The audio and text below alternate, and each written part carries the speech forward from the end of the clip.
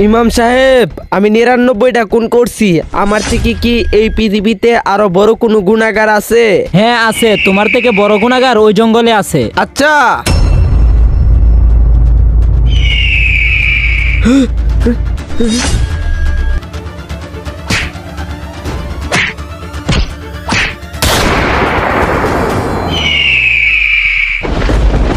হুজুর, ওরেও মাইরা ফালাইছি। আমার তো ১০০ খুন হয়ে গেছে। এখন কি আমার থেকে আরো বড় কোনো গুনাহগার আছে?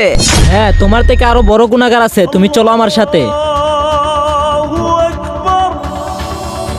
ইমাম সাহেব, আপনি আমারে এই কবরস্থানে নিয়ে আসলেন কেন? আরে দাঁড়াও, হে আল্লাহ, আমি এই কবরস্থানে সব থেকে বড় গুনাহগারকে দেখতে চাই।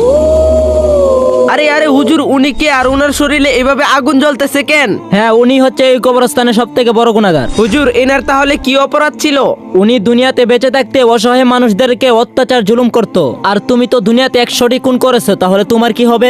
এখনো সময় আছে, আল্লাহ তাআলার কাছে নামাজ পড়ে তওবা করো, আল্লাহ তাআলা তোমাকে ক্ষমা করে দিবে। এরকম ভিডিও পেতে চ্যানেলটি সাবস্ক্রাইব করুন।